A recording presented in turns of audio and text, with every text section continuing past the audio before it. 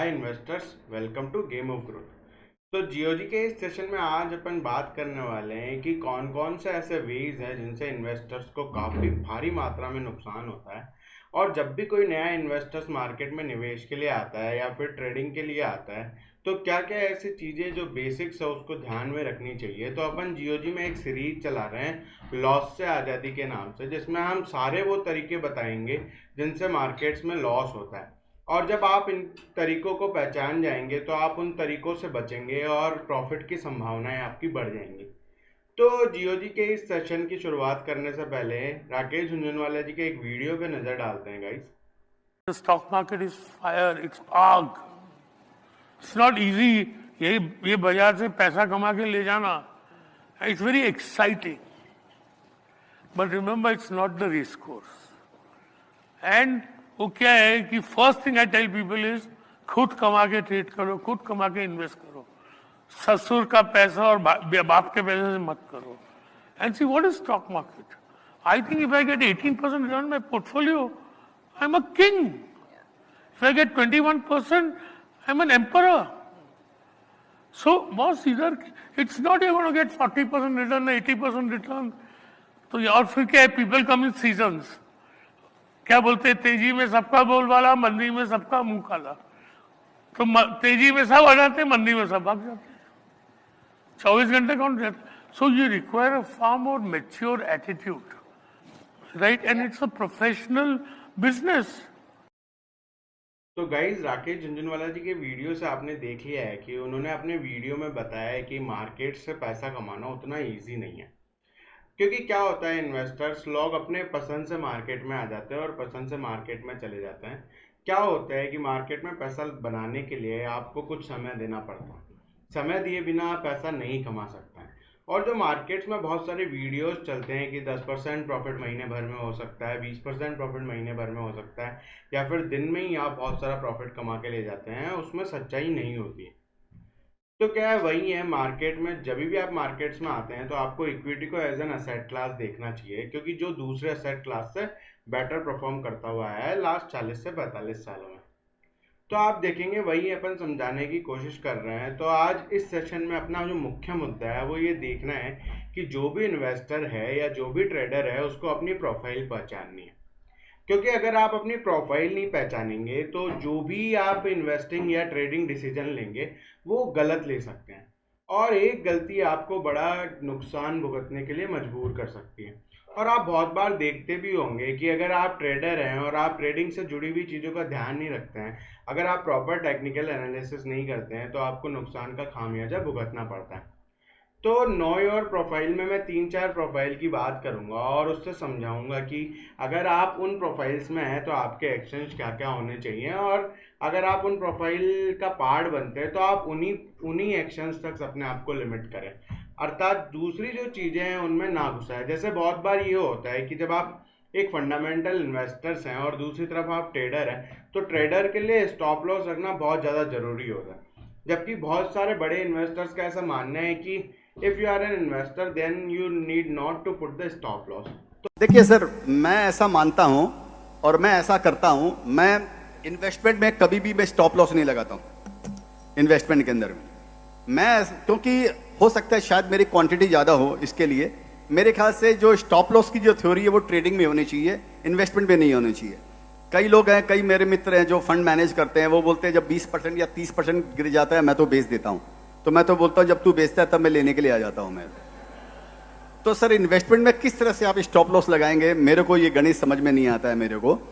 तो ट्रेडिंग के अंदर में स्टॉप लॉस लगाना चाहिए, ये पहला बात। तो यही बात होती है कि अगर आप ट्रेडर हो तो आपको स्टॉप लॉस रखना जरूरी है, और आप फंडामेंटल इन्वेस्टर हो तो आपको स्टॉप लॉस रखना उतना जरूरी नहीं है।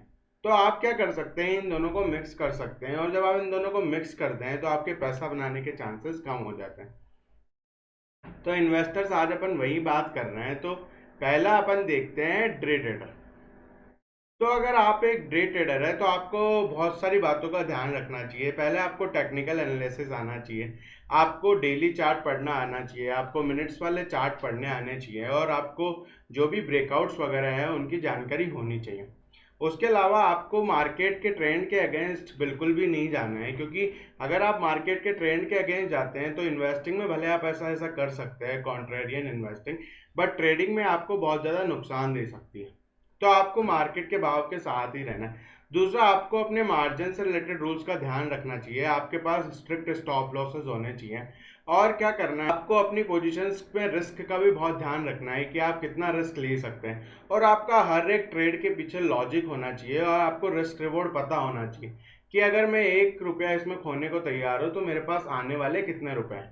तो रिस्क रिवॉर्ड आपको बहुत ध्यान रखना चाहिए। अगर रिस्क रिवॉर्ड आपको फेवरेबल बनता है तो ही ट्रेड लेना चाहिए, और आपको ट्रेड के लिए उतारू नहीं होना चाहिए कि मुझे ट्रेड लेना ही है। जब भी मार्केट में पोजीशन बने, आपको पॉइंट्स देखते हुए जो भी आपकी ट्रेडिंग स्ट्रेटेजी है उसको कभी भी नहीं छोड़ना है।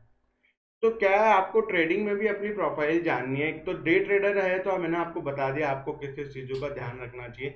दूसरी तरफ वहीं आप स्विंग ट्रेडर हैं तो आपको बहुत सारी और चीज़ों का भी ध्यान रखना चाहिए, क्योंकि स्विंग ट्रेडर क्या होता है, उसकी अवधि थोड़ी लंबी होती है। वो 7 से 1 महीना 2 महीना तक अपना ट्रेड रखता है और ट्रेंड रिवर्सल पैटर्न का पूरा मजा लेता है। तो इसमें क्या है, जो स्विंग ट्रेडर हैं वो वीकली चार्ट्स फॉलो करते हैं। इसके अलावा स्विंग ट्रेडर्स ये भी ध्यान रखते हैं कि कंपनी में कोई भी ऐसी इवेंट्स नहीं होनी चाहिए जिससे प्राइस में एडजस्टमेंट्स हो, क्योंकि अगर प्राइस में एडजस्टमेंट्स होते हैं तो उनके स्टॉप लॉसेस हिट हो सकते हैं।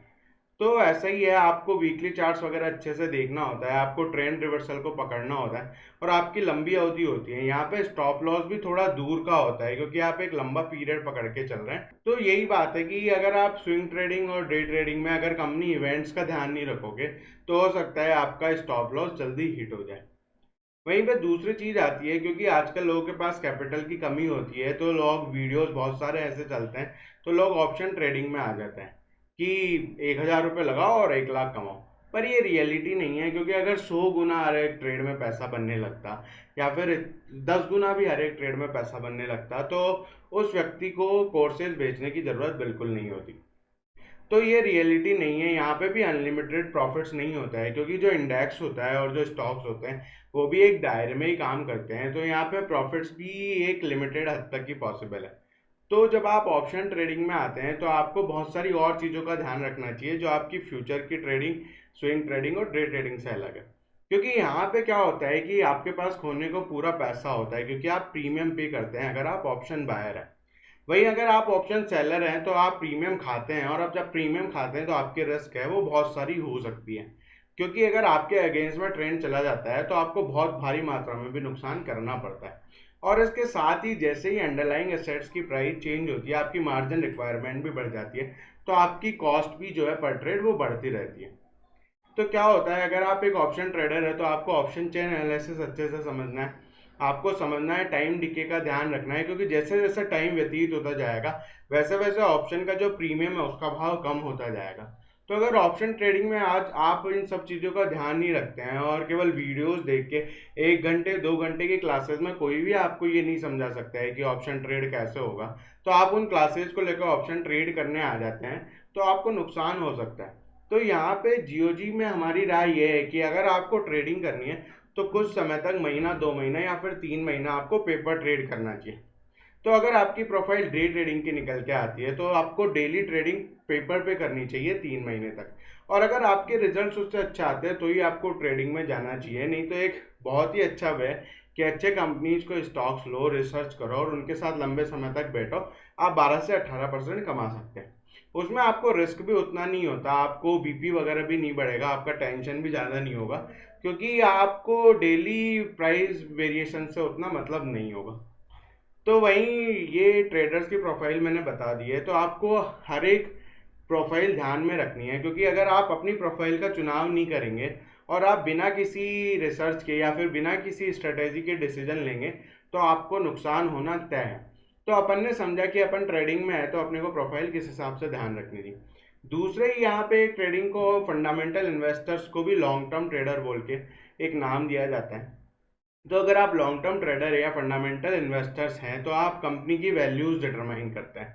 वो वहाँ पे बहुत सारे मॉडल्स हैं जिनसे कंपनी की वैल्यू डिटरमाइन होती है।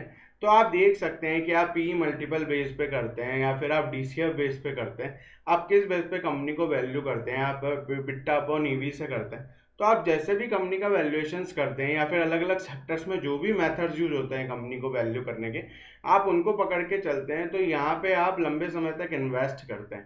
तो लंबे समय तक जब आप इन्वेस्ट करते हैं तो आपको छोटी मोटी हेडविंड से या फिर 1 क्वार्टर 2 क्वार्टर के खराब रिजल्ट से आपको स्टॉक सेल नहीं करना चाहिए और आपको न्यूज से भी कोई इम्पैक्ट नहीं होना चाहिए।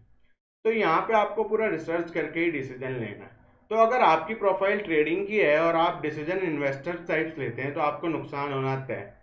तो इस वीडियो में हमने क्या किया है, हमने आपको ट्रेडिंग और इन्वेस्टिंग की या फिर मार्केट में जो प्रोफाइल्स हो सकती है वो समझा दिया है और ये बताने का कोशिश किया है कि अगर आपको प्रोफाइल की जानकारी नहीं होगी और आप अपनी प्रोफाइल के अगेंस्ट जाके डिसीजन लेंगे तो आपका लॉस होना तय है। तो अगर आपको लॉस से बचना है तो सबसे पहले अपनी प्रोफाइल पता होनी चाहिए, जो अपन ने इस वीडियो में बता दी। तो मिलते हैं दोस्तों जीओजी के नेक्स्ट सेशन में।